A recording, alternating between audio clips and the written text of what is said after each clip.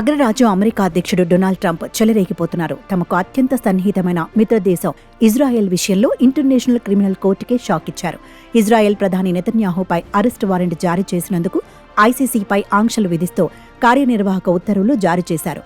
ICC హద్దులు మీరి తమ ఆంక్షలను అతిక్రమిస్తే తీవ్ర పరిణామాలు ఎదుర్కోక తప్పదని ట్రంప్ తన ఉత్తర్వుల్లో హెచ్చరించారు. ఐసీసీ ఆస్తులను స్వాధీనం చేసుకుంటామని ఐసీసీ అధికారులు, ఉద్యోగులు, వారి బంధువులను అమెరికాలో అడుగు పెట్టనివ్వమని స్పష్టం చేశారు. నెతన్యాహు అమెరికాలో పర్యటిస్తున్న వేళ ఈ ఉత్తర్వులు రావడం గమనార్హం.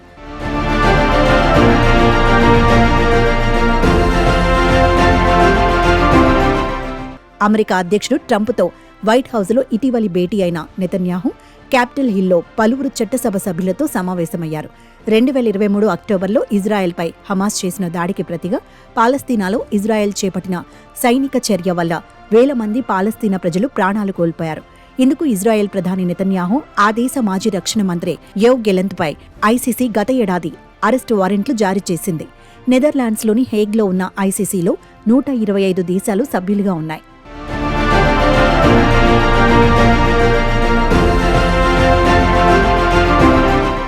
అమెరికా, ఇజ్రాయెల్ మాత్రం ఐసీసీలో లేవు. దీంతో ఐసీసీ తన పరిధి దాటి అమెరికా, దాని మిత్రదేశమైన ఇజ్రాయెల్పై నిరాధార ఆరోపణలతో చర్యలకు ఉపక్రమించిందని ట్రంప్ తన ఉత్తర్వుల్లో పేర్కొన్నారు. అమెరికా తమపై ఆంక్షలు విధించడాన్ని ఐసీసీ శుక్రవారం తీవ్రంగా ఖండించింది. ఇలాంటి ఆంక్షలు ఎన్ని ఎదురైనా ప్రపంచవ్యాప్తంగా మానవ హక్కుల రక్షణకు ఐసీసీ కట్టుబడి ఉంటుందని స్పష్టం చేసింది. మానవ హక్కుల పరిరక్షణ కోసం సభ్య దేశాలన్నీ ఐసీసీకి అండగా నిలబడాలని పిలుపునిచ్చింది.